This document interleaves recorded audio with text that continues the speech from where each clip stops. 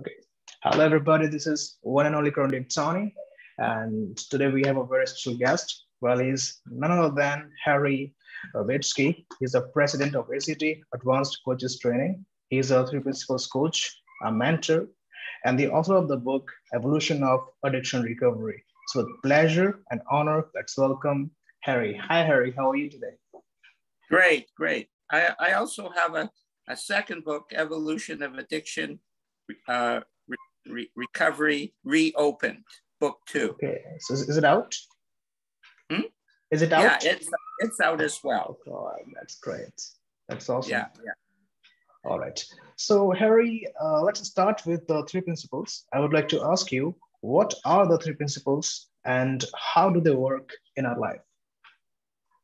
Well, the strange thing about the three principles is they're inexplainable because they're formless. So you have to experience them from what I call an intuitive mind.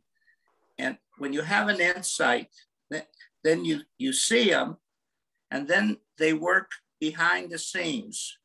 You use your feelings to take you in and out of where you have to go as a human being.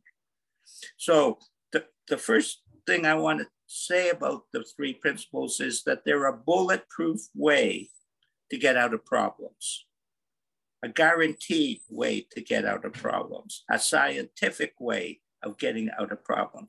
But the confusion becomes, it's not a psychology, it's a spiritual psychology. And the spiritual part of it is the part that some people gravitate to, those who like to soar with the eagles, and then the ones who like to fix their problems and so on and want to deal with it more on a mental level, they take a look at it from the psychological level. So that's the confusion with the three principles is, I don't know what they are. I just feel them. Now that's unusual. You have to admit that is an unusual, and yet it works impeccably. And the reason it works impeccably, Karen, how do you pronounce your name? Yeah, it is Karan. Karen? Yeah, okay. The reason they work impeccably is you learn to trust your spiritual feelings. You learn to trust your spiritual guide. You learn to trust the way life works beyond the intellect.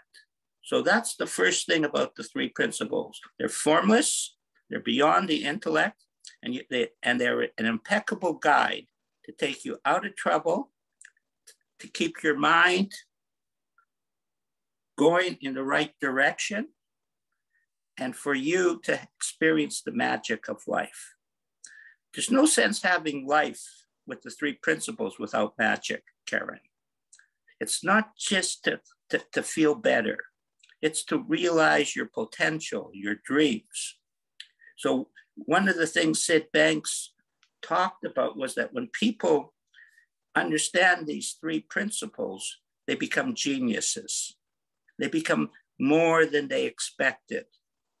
They become actually what they always dreamed and always knew they are. And that is a beautiful thing. So I am 75 years old, and at 69, I had a lot of my dreams unfulfilled. Disappointed, you might even say. And at 75, I've surpassed all my dreams. How could that happen? It doesn't make any sense. You're supposed to retire at 69. You're not supposed to start the fulfillment of your dreams. So there's no age, there's no gender, there's none of that. So let's look at the three principles from a simplistic perspective. We have universal mind. We're not talking personal mind here, universal, but all the listeners want to connect. How does personal mind and universal mind work together? They want to know that. And the answer is in seeing universal mind. And what is universal mind? A lot of people call it God. It's a psychological word for God. Other people, the Muslims, they call it infinite intelligence or guided by Allah.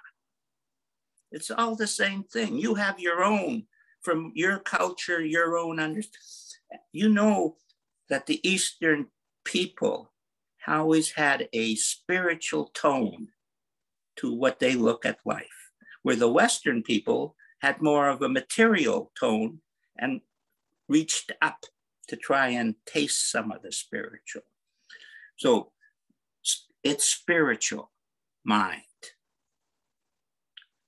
Mind is in you. It's not just out there. It's not just the energy of everything. It's the energy of everything, including you. And it's the you part that people have trouble with. So people who are spiritual quite often have trouble with the material world because they don't understand. It's still you and your life that you have to go. So for me, mind equals spirit, because I come not only from the addiction area, but working a lot with indigenous native Indian people. And spirit sits at, don't use mind with those people, use spirit. So that's what we mean. That's why it's a spiritual psychology. It guides you, it mentors you, it takes you everywhere. If you can shut up and listen. That's the course ego part of the journey. So we have mind. Then we have consciousness. Where again, we're talking about universal consciousness, ultimate, pure consciousness. And within the pure consciousness, which is I see, I feel, you use the five senses in computers to create a virtual reality. Consciousness does that as well. So whatever you become aware of, you understand.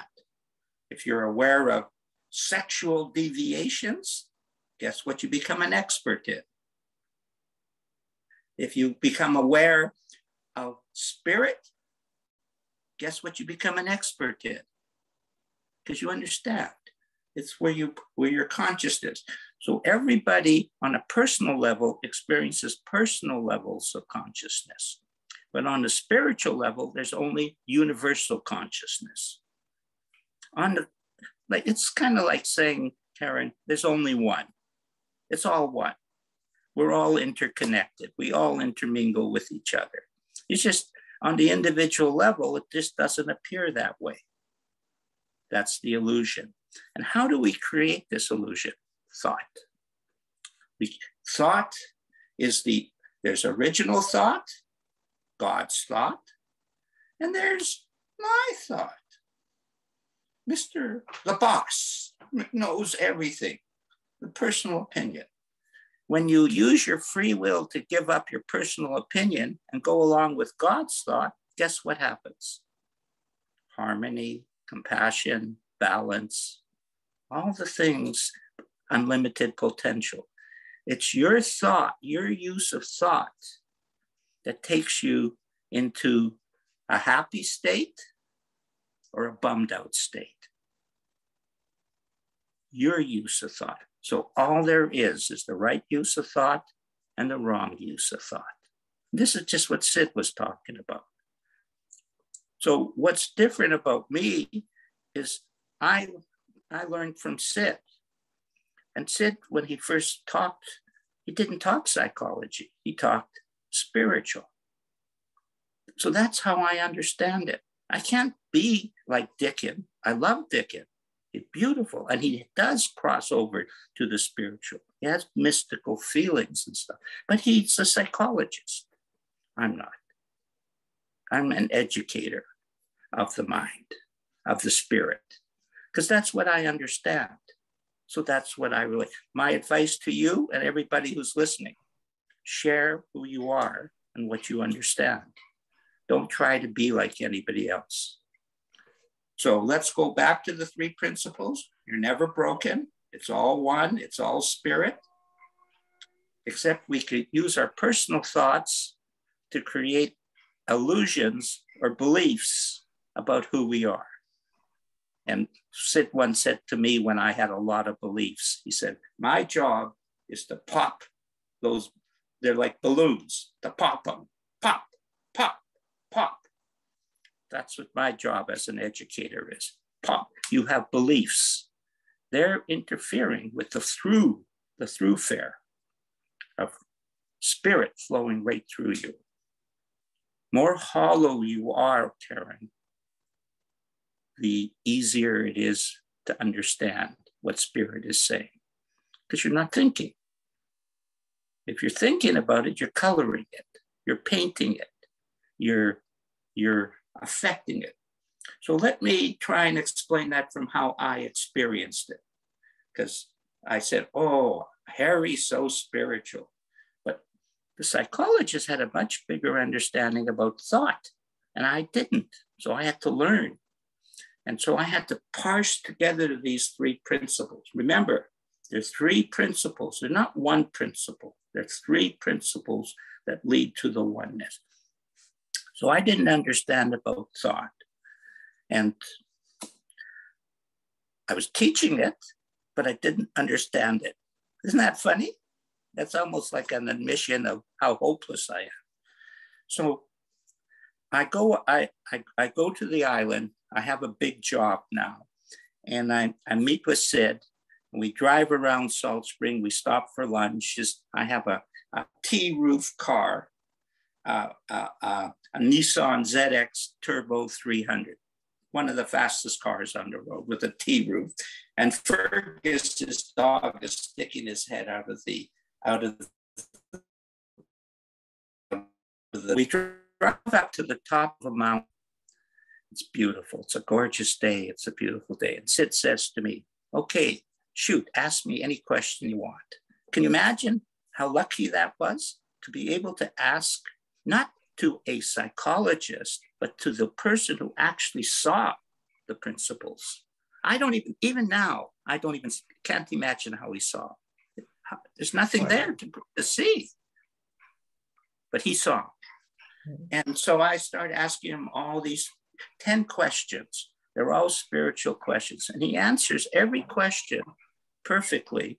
And then he says, and it's all one. And I scratch my head and I go, gee, that's interesting. You ask me a question, I just answer the question, but I don't end it with, and it's all one. And then the 10th question I ask, I can't remember. And this is a true experience. That's why I can talk about it. And you'll feel it. You'll feel it. I'm standing on the top of the mountain, overlooking this abyss, this gorgeous panoramic view, the ocean to the left, mountains. You have that in your country, all over the place. Beautiful. And I see, I'm not talking, I imagine. I see physically thought leave my mouth and go out into the abyss and boomerang right back into me as a feeling. And I go, holy poop, who's creating my suffering? It's the boomerang.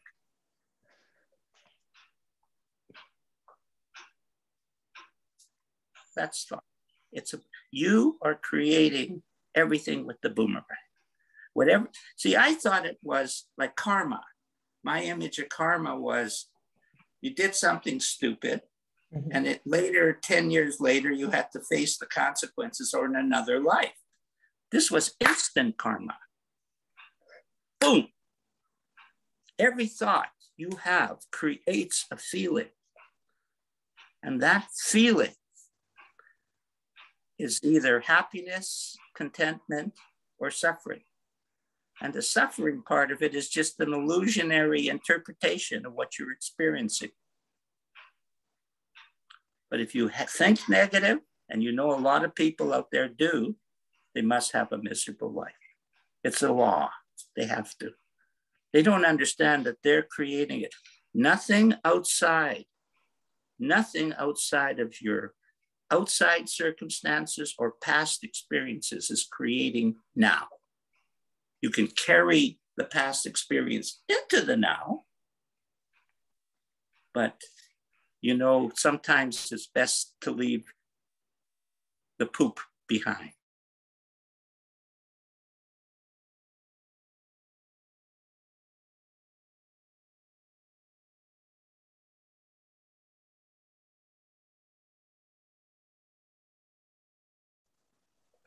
Harry, are you there?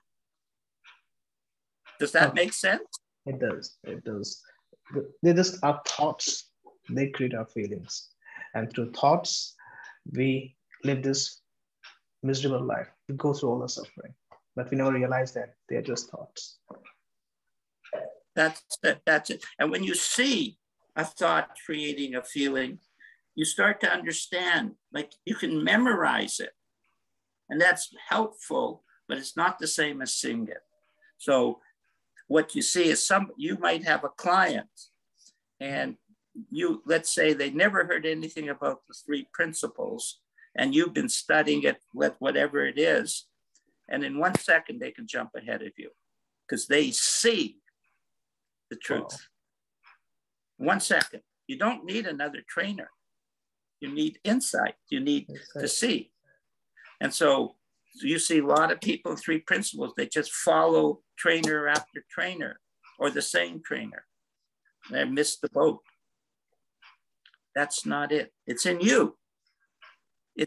Every time I had a good feeling with Sid, which I would identify with because I was Sid, he always said to me, no, that's coming from you, Harry. That's the key. He's talking about you and your inside, you experiencing your unlimited potential. And the joke with the three principles is once you see how they operate, how they work, and what they are, you can apply them to every different type of suffering in the world. Because they're always the same answer. Thought, misguided, misinterpreted, overanalyzed, leads to misinterpretation of what you're actually experiencing. I hate to tell you this, but there is no suffering. There is just interpretation of suffering. It's all spiritual. If you're stupid and can't hear what God is saying one way, he's going to kick you in the bum. He has no choice. And it's not a he, it's whatever, but there's no choice. It has to. So you go, oh, ouch, ouch. And then you wake up and you pay more attention. In addiction, when do people hear the most? When? I ask you, when do they hear the most? When their mind is quiet, when they're free from thinking. And when is that? Like when they're walking in nature, when they're bathing, when they're doing something. Yeah, but mostly when they relapse. Okay. Because then they feel guilty, ashamed, and they wake up and say, I better listen a little deeper. They try harder. They feel ashamed. They feel, oh, I'm back here again. I'm lost my cell phone. I'm in jail. I'm back in the recovery center. I've lost all my money, etc., etc. Then they're listening. And then as soon as they relax, they start to smile at you and say, I got it. I will never go back again. But they didn't get it. They just got a feeling without the understanding. Understanding equals levels of consciousness. They're the same thing.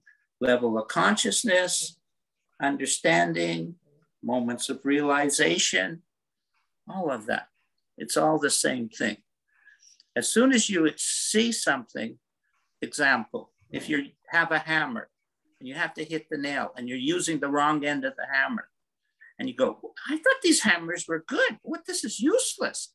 And then someone says to you, if you turn the hammer around, you might have a better result. You turn, go, boom, oh, this is fantastic.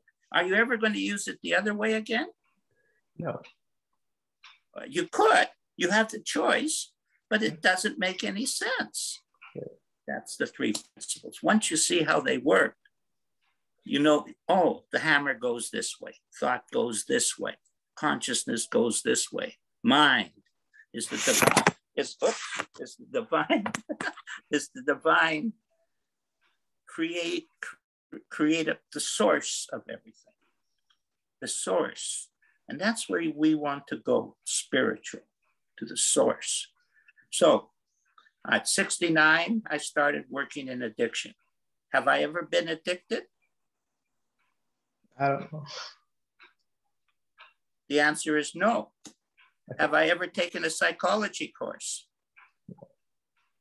I was totally unqualified to work in a recovery center. Did it happen? Yeah, it happened. How come? Mind, spirit. One day, someone phoned, I said, I had a little talk with God. I said, gee, life is fantastic, but I'm getting a little bored. I wouldn't mind a little more stimulation. Next morning, wake up, boom, phone call. Harry, I have this small contract working in a recovery center and someone's offered me another job. Can you take it over? I go, ooh, I hate addiction. Ooh, no, but I just had a little chit chat with God. What am I supposed to say? No, thank you? I said, I'll give it a try. And to my surprise, I loved it because I had changed. Before, Karen, I tried to help fix people, give them good advice, give them, working with their problem. Now I wasn't doing that. I was just talking to their spiritual nature. They're not broken. And I just started talking to their spiritual nature. Then I started asking them spiritual questions. Guess whether they were deeper than most ordinary people? They were. They had really, through their suffering, they had really looking for a real answer. Like a lady comes up to me, why doesn't 12 steps work? I mean, it's got all the brochures and all this, stuff, but why doesn't it work? It's a good question, isn't it? Why does the 3 principles work? That's a good question too. And does it work in all circumstances? As far as I'm concerned, if 12 steps help someone, I give it a check mark. But basically, I don't give it too many check marks because they don't have a lot of check marks. But they have something. In 1935, the man Bill W. had a spiritual experience, not an enlightenment experience like Sid had, but a spiritual experience. Took the world way deeper into an understanding. But it hasn't changed since 1935. That's a long time. If they could embrace the 3 principles see, they have fellowship. You notice we're now connecting. That's kind of like fellowship. We're supporting each other.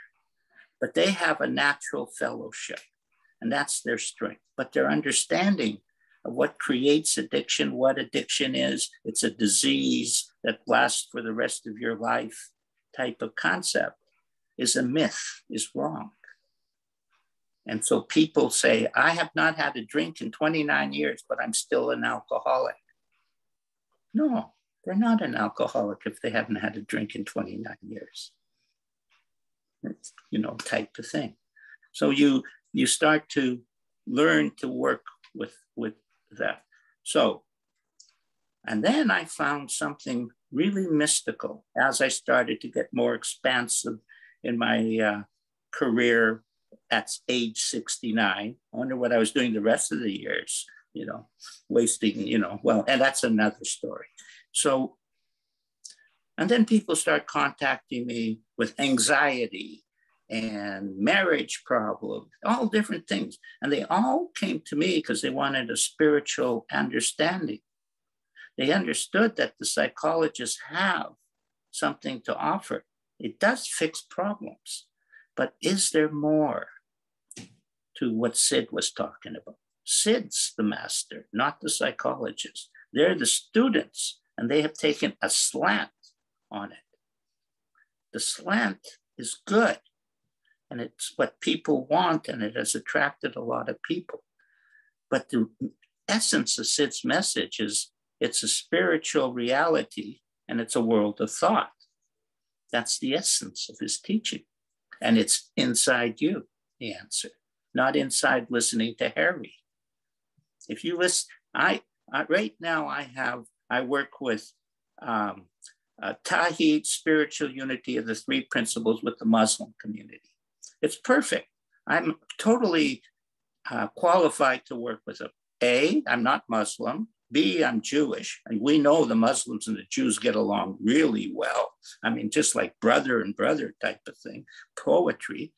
And And I don't know anything about their life, but I understand about the spiritual nature that is universal to all things. So I work with Omar, Ben Mosa, and Suad. They know about that. They're the subject matter experts in that particular subject. But the spiritual understanding is universal. Then all of a sudden I start a new group, mental health transformations, 8 amazing transformations of the worst mental health things in the world. How come that's happening when I have never taken a psychology course? I'm totally unqualified for it. But do I know what I'm talking about? Yeah, I'm talking about healing. I know nothing about mental health, but I know a lot about healing. I don't know anything about addiction. I know a lot about healing addiction. I know a lot. I don't know anything about anxiety, but I know how to heal it. I had a lady came in, she said, I got high anxiety, big anxiety. And she says, I want to pay you a ton of money for 10 sessions. And I go, well, I was actually thinking we could solve it in 5 minutes. She said, oh, no, this is big anxiety. I said, okay, if you want to pay me, okay. But I think it's 5 minutes. But anyway, so after a session and a quarter, I asked her, well, how are you doing? She says, actually really good. And I say to her, well, isn't that a lot better than anxiety? And she thinks for a second, says, yeah, actually it is. Bingo, she had it. Is a good feeling better than anxiety in your mind? Yeah, it is, because obviously, like, who likes to feel anxious? Nobody. Yeah. And so when you don't feel anxious, how do you feel? I feel better. I feel calm. Yeah. It's just that simple. Change thought. Change thought from negative to positive. Change thought, not positive thinking. Change thought. See the principle, not the positive. It's not positive thinking paradigm. That's you still thinking. Exactly. Persuading yourself. That's not it. You have to see. When I use the word see, that means your level of consciousness goes up. You see clearer. You were on the 2nd floor of the elevator, and then all of a sudden you're on the 6th floor of the elevator. Looks different. Everything looks different. You see with brand new eyes. And even a glimpse in the 3 principles is a lot. A lot. So you're talking to someone who doesn't understand the 3 principles, doesn't understand anything about addiction, doesn't understand anything about the Muslim people, doesn't understand anything about mental health, but is an expert in all those areas. How does that work? Because you don't have to be. When I did Addiction, Alcoholism, 3 Principles webinar series with Greg Suki, he had a huge spiritual experience before he came to the 3 principles. Wow. And dropped heavy alcoholism in 1 second. Oh my God. Do you think he had an insight? I think so. I think so. I think he proved it. Yeah. And so we got together. He was the subject matter expert who understood about the spiritual experience. And I was understanding about the spiritual experience. And he taught me about alcoholism, addiction, and, and so on. He was the leading expert in the world, in my mind. Other people would say different, but that was, and so we did 3.5 years of shows like this. Wow. 3.5 years. We have over, after show minutes, over 3 million minutes after show minutes viewed on our YouTube channel. In the last 1.5 years, without doing no shows, I've created podcasts from our shows. We have over 30,000 downloads. my God. Somebody's listening. Somebody's getting something. Exactly. And I don't know. I've got 2 books on addiction recovery, but I don't know anything about it. I don't know this. I know so much about addiction or drugs that when a lady came to me and said, I need you to help me with my benzos, I said, what are they? I didn't even know what it's an opiate, and it's the heaviest of opiates. And she was taking the highest dose, and you're supposed to be on them for 3 weeks. And she was on it for 3 years, and she'd been on it. She's in her 40s, and she's been on drugs since she's 13 years old by the psychologist and the doctors. And she came to me and she says, I want to be off them. And I knew so much about what benzos are, I had to write Dr. Bill Pettit and ask him, what are they? I didn't even know what they were. And we did 2 1.5-hour sessions, and she dropped it. I did not do that. It was her. She was ready. She heard something, and she dropped it. And then she went to her shrink a week later, and she said to him, he said, how are you doing? She says, well, I've dropped them. He says, it's impossible. No one drops these. And she says, well, I've done it. And then she tries to teach him what she had heard. Guess how that went? Not oh my God. Good. Yeah.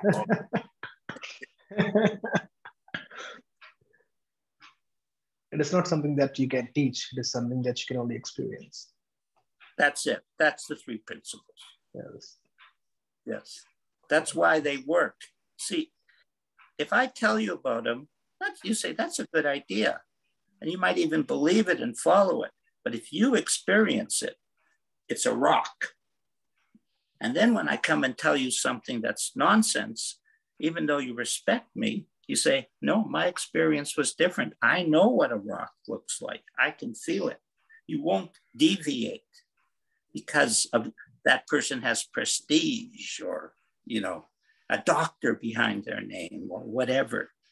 You're not interested in what I think. You're interested in what you know to be true.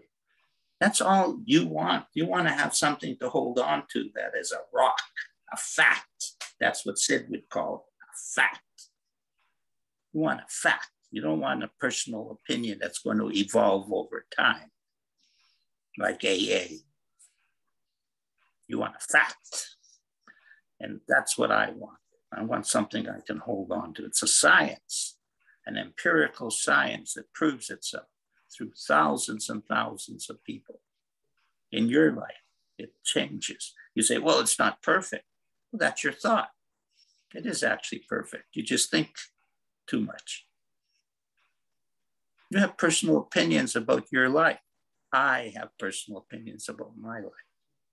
Unfortunately, a lot of them are nonsense. And people say, well, give me something that I can hold on to.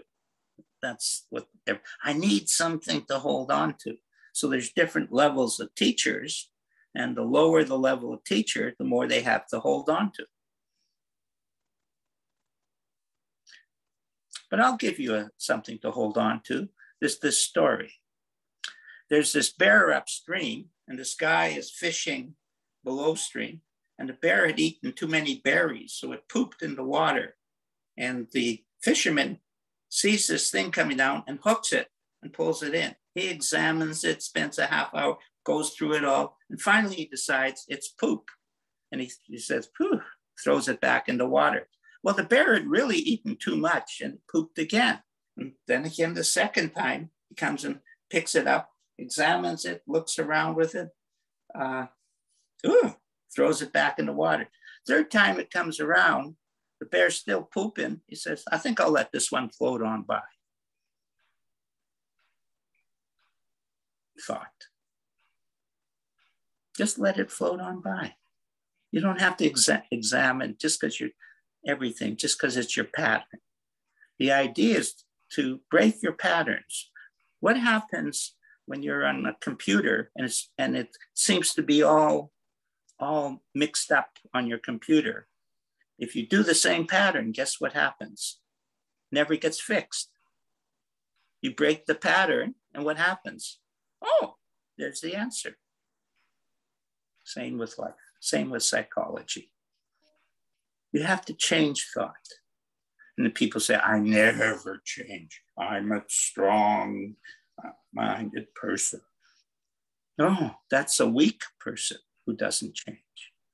That's ego. The person who's flexible with the moment, adapting to the moment, is the one who succeeds because they change thought. They're not thinking they know all the answers. And I'm sure you've heard this from other people who you've interviewed. The more you experience the depth of the principles, the less you know. You just become aware how little you know from a personal opinion perspective. You give it up. You don't care about your status. You don't care about your results. You don't care only about what spirit tells you, directs you. You see, all the good luck I've had is all spirit. That's why I'm enthusiastic about it, because spirit is telling me, yeah, Harry, good. If it was, before, things just didn't work out. So I got discouraged. But now things just come. Did I create addiction, alcoholism, 3 principles? No. Did I do Tahi, create that? No. Did I create them? It all came from spirit. I'm not qualified, except I'm a really good coach. One of the absolute best, in my opinion. Other people will have other opinions about that. It doesn't bother me that they do. I'm not interested in their opinion. I'm interested with what spirit tells me. And it lets you know by your feeling. Example, are you growing on this show?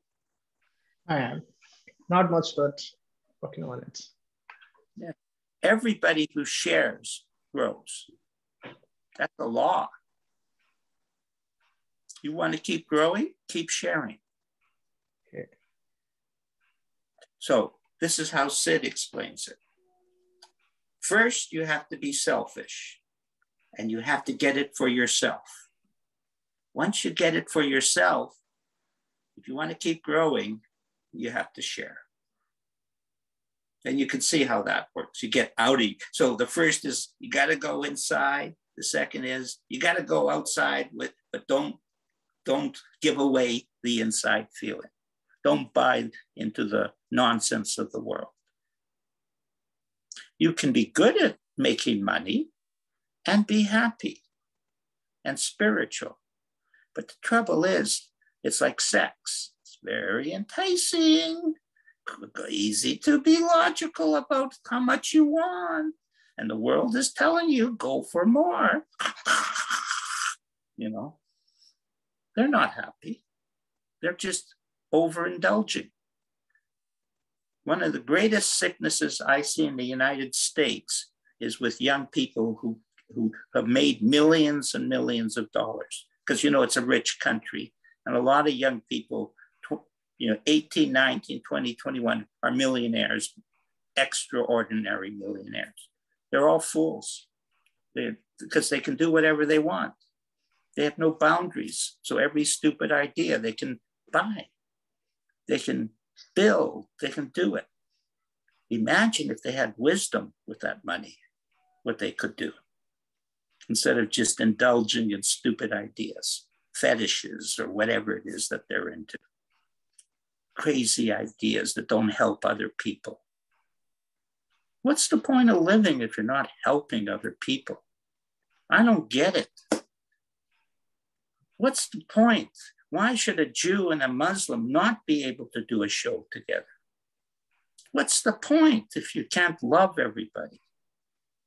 It just doesn't make any sense to me.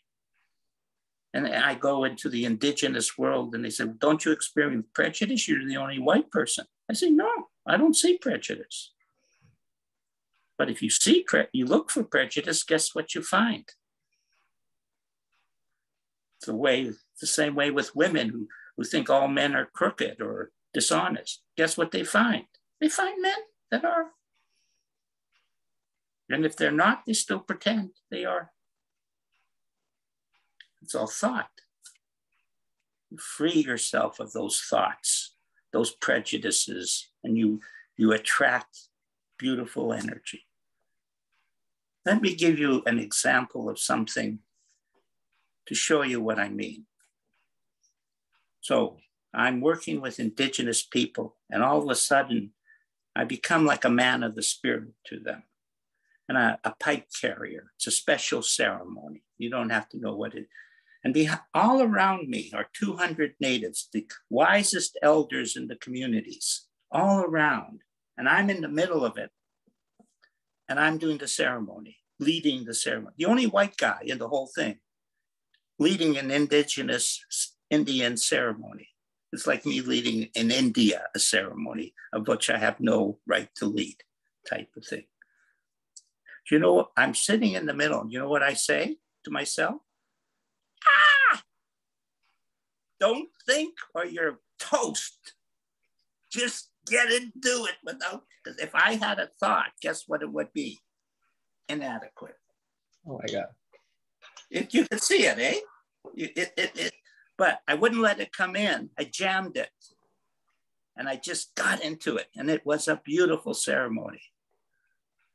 That example is what I do when I talk to other people that I have no right to. If you don't think about your insecure, you're not insecure.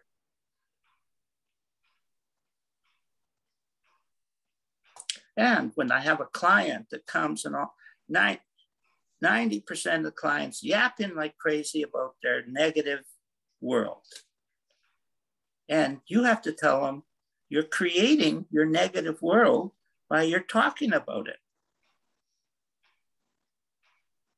Stop talking about it. So I said that to one guy and he got pissed off, angry. He says, how does he? I want to talk about my negativity. He's telling me it's hurt. He got 2 days later, he goes, oh, yeah. It totally changes. Totally changes. Now he thinks I'm marvelous because I told him the secret. Don't talk about your negativity. Because when you do, you're creating negative feelings for yourself. Don't talk about prejudice or you're going to be prejudiced. And you know that's true, that the most prejudiced people in the world, that's all they talk about. That's what they look for. I don't. It's not part of who I am. I love people. I love the difference that people have. I like going to the restaurants that are different. They're so tasty. Just meat and potatoes. How long can you eat that? It's all that variety and spices. I don't like in your culture, some of the food is just too spicy for me. So I say, keep it, but is it delicious? I ask you, is it delicious? It is. It's absolute. Is it what I grew up with? No. Do I like the variety? Yeah. That's people. We are here together to share with each other, to help each other. And we got lost. We got selfish. We got caught up. And we grew technologically, but we did not grow in wisdom.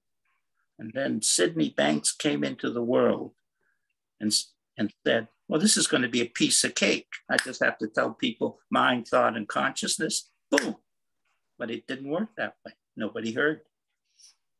And who didn't hear the most? The psychologists. And then slowly a few of them, come. And even now, it's I go out I do a lot of non-3P podcasts and webinars in the mental health field and stuff.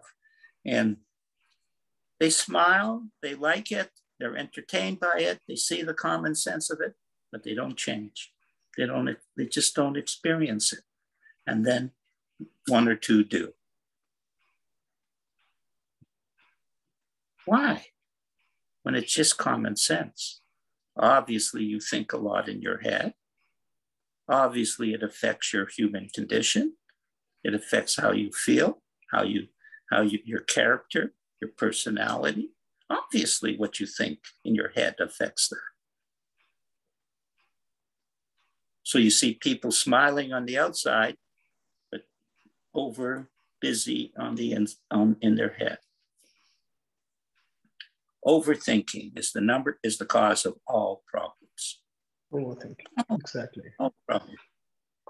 And you said it so clearly. Quiet. Go to the silence. That's where you find your answer. It sounds so strange. Go to the silence to answer your problem.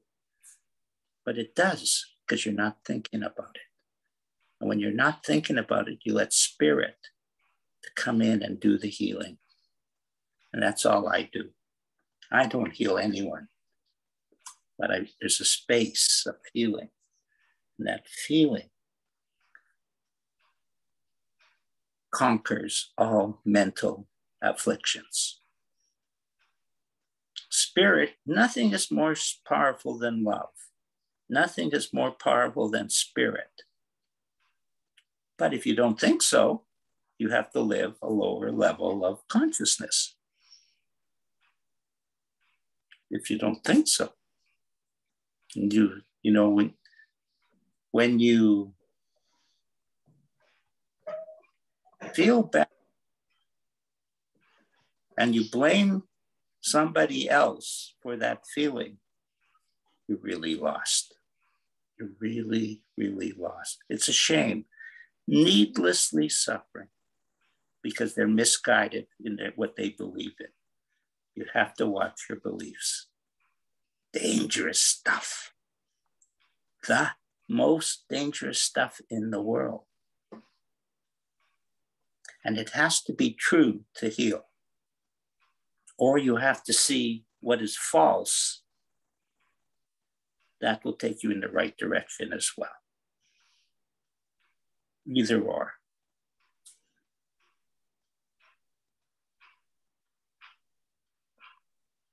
Great.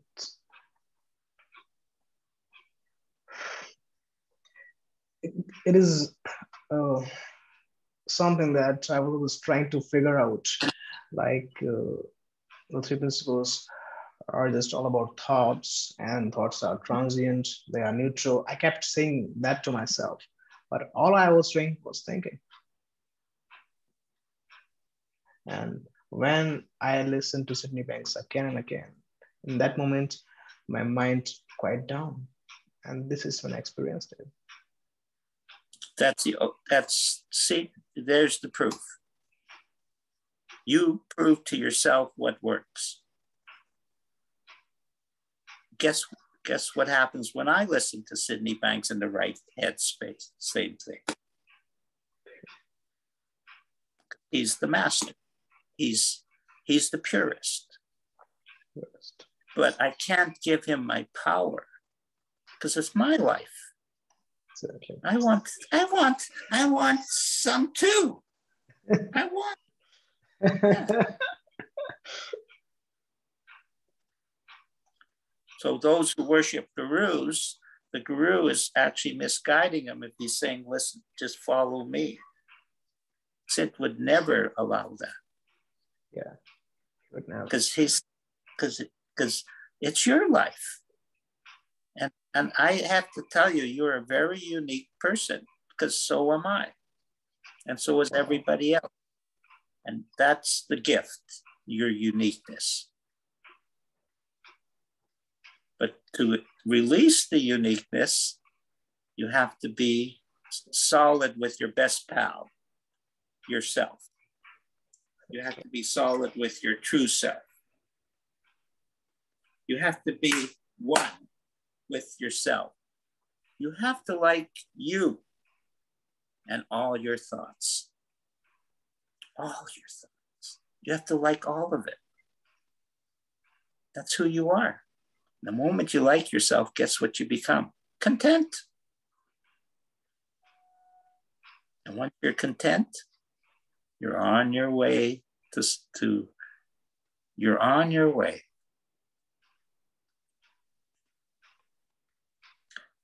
I want to tell you something, a little secret. From 65 to 69, you could say I did prep. I got very content. I had no money, no hardly any friends. Everything was no job, no nothing. I just got content. I said, the hell with it. If it ain't happening, it ain't happening. I just got content. Somewhere along the line, I became a better human being, a nicer person with this contentment. And I looked when things started to happen. I looked and I said, when did I become a nicer person? Anything that I worked on, I didn't change. Anything that I left alone and forgot about, I changed. I dropped it. What was unhealthy, I dropped all these unhealthy thought patterns or bad, wrong way of being. I said, when did I become more mellow, a nicer person, etc.? I got it all by not thinking about it. What's the field of psychology doing? Thinking about the problem. They got it backwards. When you don't think about the problem and forget about it and just have a good time, so you have to release good feelings. Once you release good feelings, are you interested in bad feelings? No, they kind of hurt. Ooh,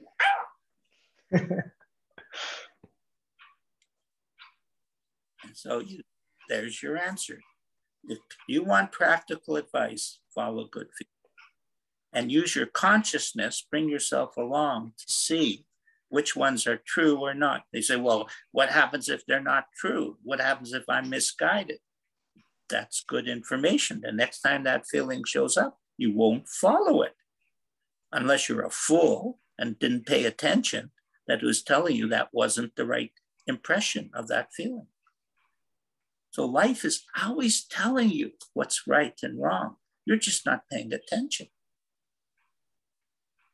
Every feeling. So you come on this show and we talk and you have a nice feeling.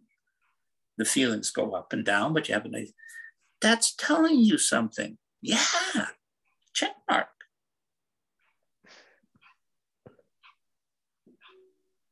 Do more of that. Do more of that. This is a story. I love this story. Linda Pransky, who actually I never really got along very well, but she told this story that I loved. And she's on Salt Spring to visit, and she's just starting to get a little of it, but not too much. And Sid comes into the same restaurant as her. So she walks up to him, and she's really always been afraid to talk to him. But she comes up and she says, can I ask you 2 questions? He says, sure. And he says, well, in my work, when we first started the work, it was exciting and everything, but now it's getting kind of boring with it. What do you suggest? And he says, well, do you know the feeling of enjoyment? She says, yeah, I do. He says, well, do more of that. Then she says, I got another one. When my husband and I first got together, we had a lot of fun and stuff, but now it's kind of dry and boring type of stuff. So he says to her, do you know the feeling of fun? She says, yeah, I do. He says, well, do more of that. Good story, eh? It is. Yeah, it's a beautiful story. I believe that. Harry Derbitsky does not do anything that isn't fun. Okay. That's your secret. Guess how that makes me feel? Awesome. Free. Great. Yeah. I don't do anything that isn't fun. That's the way. I'm 75. I don't have to fool around with the bullshit of the world. I've got this is my life. And I understand that. And I'm just a naturally fun-loving young guy who just happens to be in an old body. Because spirit is never old. Never. Never.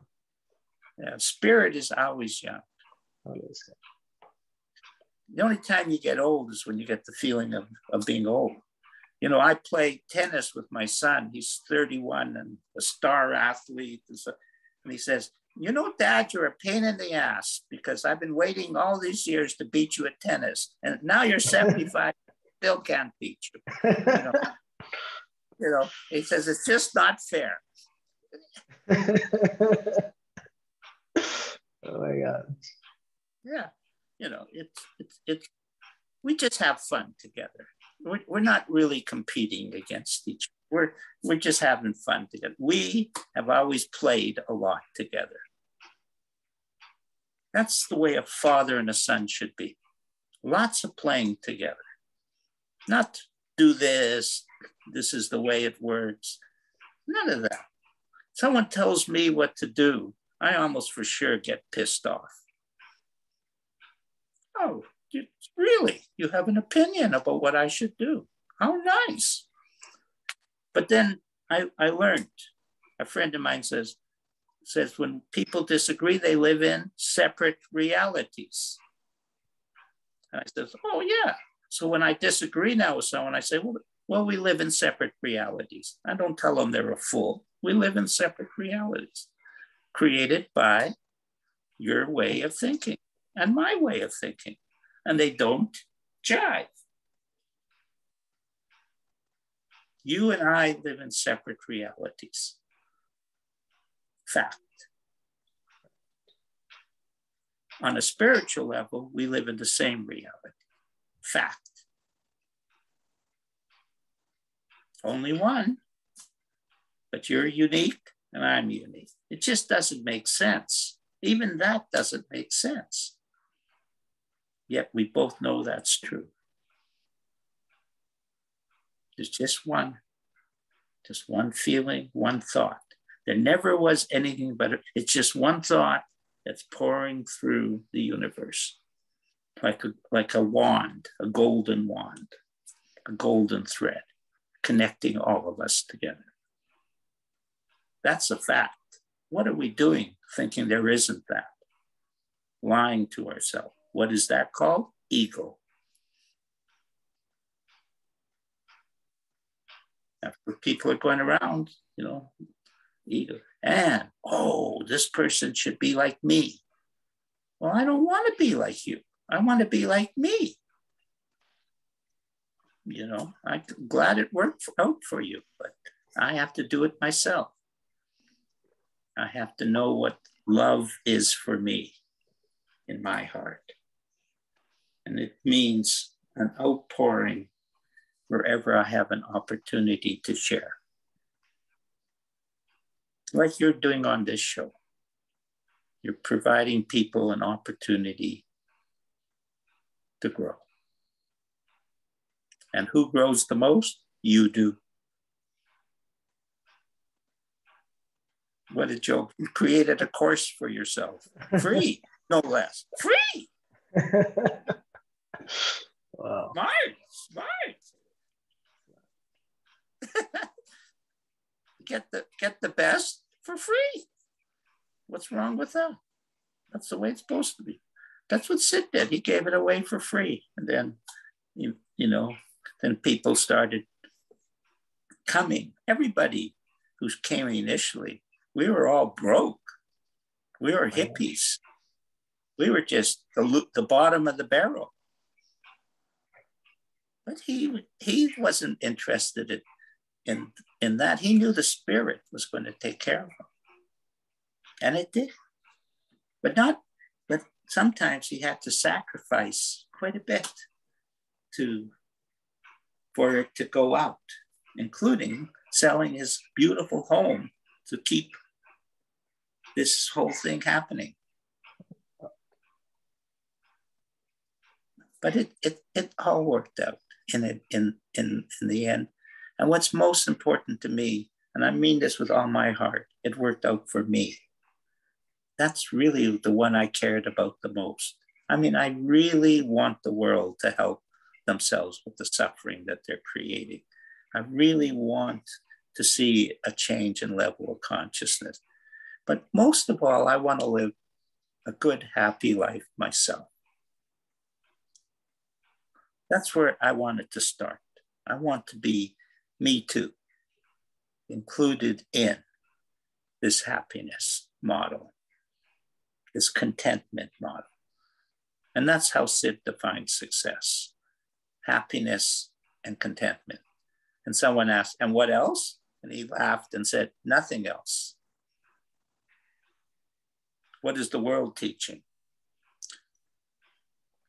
But there's nothing wrong with being good in the world. If you're an engineer, well, obviously you like to work with your hands or do, with building things and stuff like that. And if you don't build it right, it will break and all that stuff. If you're a doctor, you want to help people have a cold or a backache or whatever it is. But we all are geniuses. And that's what the world is missing out on. The smartest people are the homeless, the drug addicts. They're the ones that didn't fit in to the world because the world was too stupid. They were the creative ones.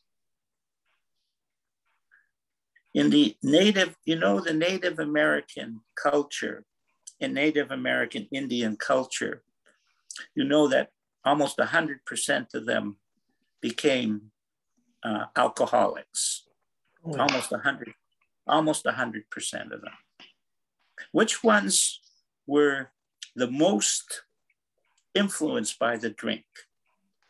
You know who they were? The shaman, the wise men, because they'd been taught to receive the spirit. They just misinterpreted what that meant. Now, they're on the street and they're the worst drunks in the world.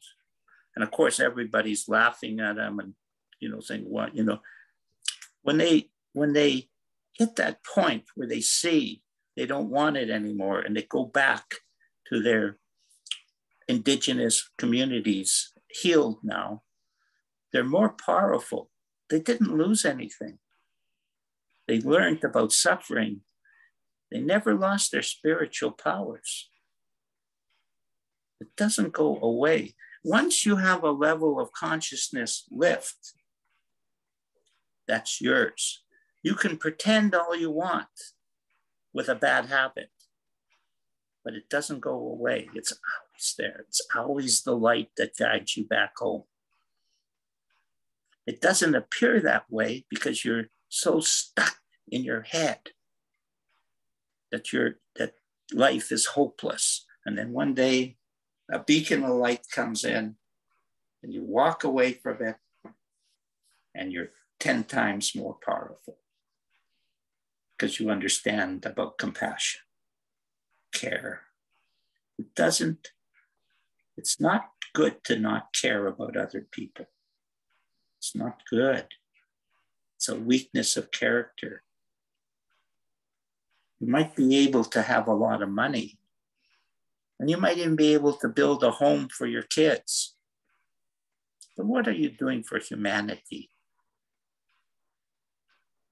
When you're in a position of power, that's a position of privilege. You should be using it wisely. And here's the joke. When you share with somebody else, is that the best feeling in the world? It is. That's what they're missing out on. The best feeling in the world. And they have the biggest opportunity to share. and they turn their back on it for the money or for their beliefs, personal beliefs. There's no people who don't have unlimited potential. The sadness in addiction is getting bigger, not smaller. The healing that they profess to is less and less and less. AA is estimated at having a 5% recovery rate. 5%. I could pick my nose and get 5%. It's a myth that the world wants to believe in. And since they don't know anything better, that's what they believe in. And here comes the truth. And slowly it seeps in, starts to get bigger and bigger. Slow, very slow. But it's got an irony to it. I cannot turn my back on it because it saved my life. I'm 75 years old. I know where I would be without that. Can you imagine? I mean, I'm 75 years young. Oh my God. Doing stuff. I don't know how long I'm going to live. Maybe 10 more years, maybe 5 more years, maybe 25 years. I don't know. But I'm coming to the end of my journey. Sooner or later, I'm coming to the end of that. It's good to know that because it makes you a little impatient with yourself. I have to share with people now. Thus, writing 4 books, and the last 2, and addiction recovery, the evolution of addiction recovery, and the evolution of addiction recovery reopened. The first book is about addiction. The second book really isn't. It's about alleviating human suffering. Because all addiction is human suffering in one form, just like a person who is stuck in pornography, or a person who's stuck in drinking or drugging, or a person who's stuck in money, or a person who's stuck in overeating or undereating or anxiety or stress. It's all the same answer. Every one of those don't like their own thoughts. And they are asking me how they can control these thoughts. And I give them the good news. You can't. And they go, oh, I thought you could. Because they're doing it with their willpower. And I'm saying, no. It's nothing to do with willpower. Every time you try something with your willpower, guaranteed to fail. I won't do it. I gotta do it. Because you're thinking about it.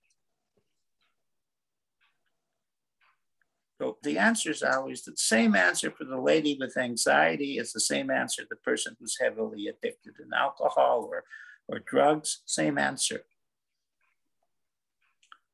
Yes, it's good to know a little bit about the subject matter and stuff like that, but it's still dependent on a person liking their own thoughts. And if they don't like their own thoughts, they're going to have to suffer. And when they suffer, they're going to have to find ways to alleviate their suffering. That's the human condition. We don't like feeling lousy. So they go to the drink or the drug because it's the only thing that works. And then one day they find a feeling better than the alcohol. And they go, oh, I think I'll go for that better feeling. This alcohol was good, but it seems to have a side effect. Poverty, addiction, death, not the best, not the best side effects to have. Where this other one, the good feeling that comes from inside me is free, and there's an unlimited amount of it. How do I get that? Becomes the message. That's all I know. I don't heal anyone, but I can point people towards where the answer lies. And the good news, it's free. The only four-letter word that everybody loves. Free. It's there. And here's even the biggest joke. It's you. It's in you. It is you. It is. The three principles are you. They operate, they take formless to form. Well, if they take formless to form in the human body, they must take formless to form in the mental capacity as well. So they change by going to source, they change your mental patterns. And as soon as you change thought, guess what happens? Your destiny is different. Just like that. Just change thought. What's the answer to alcoholism? Change thought. What's the answer to anxiety? Change thought. What's the answer to overeating? Change thought. Impatience? Change thought. Lack of love? Change thought. Too much love? Just keep on grooving. Great.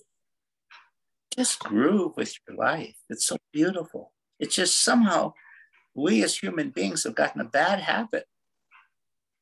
Look at, when I was a kid, close, like even younger than you are, but you're, of course, sort of a kid to me, not quite, but sort of, everybody was in North America was relatively poor. Like, my father made $100 a week. Oh, yeah. Movies cost 25 cents. Okay. Yeah. Well, that was a reality where we always thought, well, once we had money, we'd have it all. Because we didn't have, we weren't poor. Like we owned a house. My dad owned a house. His mortgage was $25 a month. He could afford that, and so on. But as people got richer, they lost a lot. They gave up a lot. They became resentful of other people becoming richer than them. They became comparing their world to what they think their optimum world is.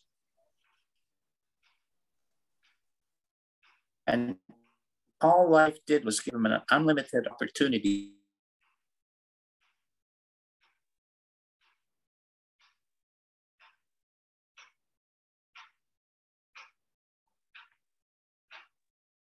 you get richer in life, become more content. What happened? What happened to people? They got less content, more stress, more mental health problems, more addiction. Everything's growing in the negative. More war, more people upset about politics, more everything. And you say, well, but I'm living a higher standard of living. Yeah, you are. So why don't you say thank you? Instead of I want more. It's tricky. So when you give up that stuff, it comes. When money came to me, I know this is going to surprise you, because I wanted money. When I gave up my ambition and just became Harry, the ambition was driving me in the wrong direction. Like competition. Some people, when they drop the competition and just get into the art of the sport or the pleasure, the path, they become great players. It doesn't mean they don't like to compete, but the competition and the winning is not the only thing that matters. Something else matters. When my son and I play tennis, of course he wants to win and I want to win. But there's something far greater happening than that. Way more important than that. The love between us. And what's the difference if I win? Doesn't change anything. Yet the love changes his life totally. Changes my life totally. That's all I'm talking about is love. Spiritual, physical, not physical sex, physical connection. We need shows like you have to share that message. And if it helps one person, you've done your job. One person, you've done your job. It's not how many people listen to you, it's how many people you're helping.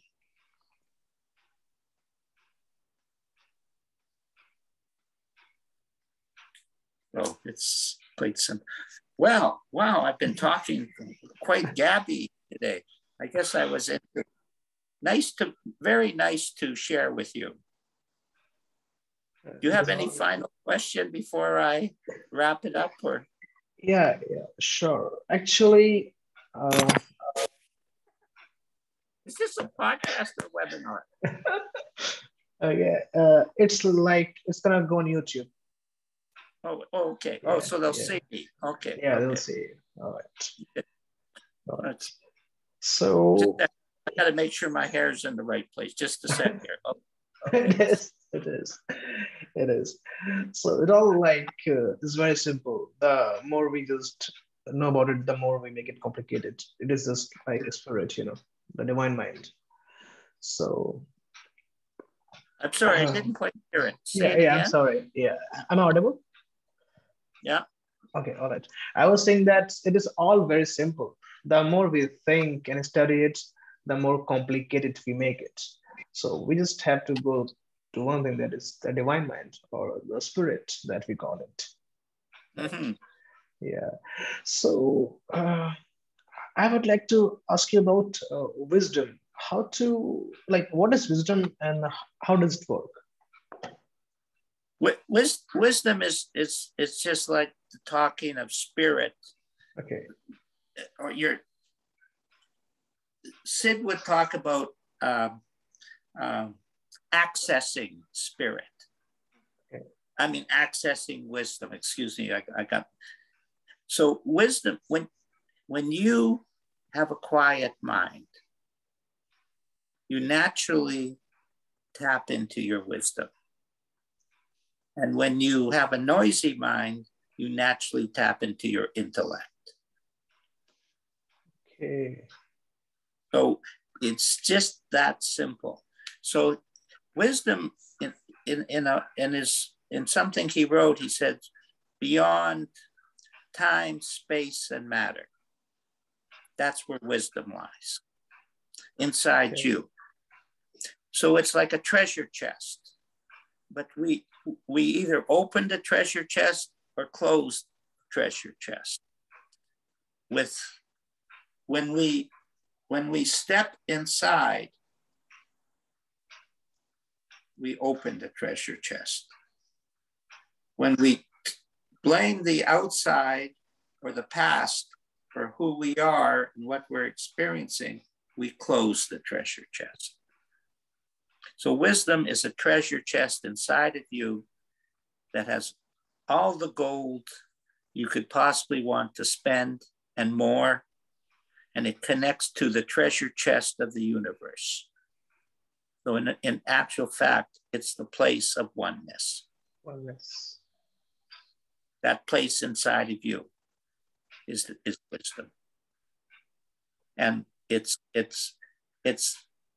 fact of life.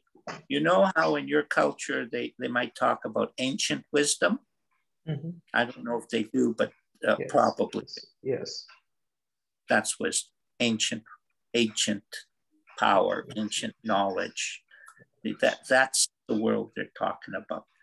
Before your thinking, before your creation of the form that you're doing. That's why all healing is found inside you, where you access wisdom, and it releases feelings, insights, levels of consciousness. Pure consciousness is wisdom.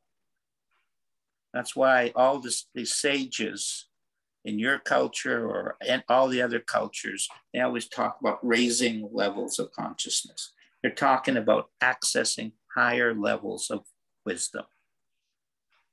Okay. Right. Is that what people get when they do like some kind of chakras, yoga, and things like that? Sorry, I'm having trouble picking you up. Yeah. I said, is that what people do to get wisdom when they do like yogas and some chakras, Well, that's a good question. The answer is yes and no. Okay. The yes part is the destination you have when you do meditation or yoga. But so that's what Sid would talk about, states of mind. But a lot of people, when they use the word yoga or meditation, they're talking about the technique of meditation, or that's not it. The technique, that's what a lot of people are talking about. I was on the show and talking about meditation, and Greg, my co-host, said, Harry, you're talking about something different than they are. I said, what do you mean? It's obviously a state of mind, with deep, and he says, no, they're not talking about that. They're talking about the technique. But if you're talking about the state of meditation as a state of mind, yes, that's accessing. But if you're talking about doing a technique to access wisdom, not necessarily. Yeah. It's like all the rituals and stuff, they are sacred if you have the feeling. Okay. But if you only got it as a technique and a memorization and a historical sequence, they don't have anything. It's kind of devoid of spirit. So how much is the intensity of the feeling, spiritual feeling, in what you're talking about versus just memorization and technique and stuff? And people who are ritualistic, they have trouble going to the feeling. Okay. So you don't have to meditate, but when you're walking in the forest, you might be meditating. Okay. You don't have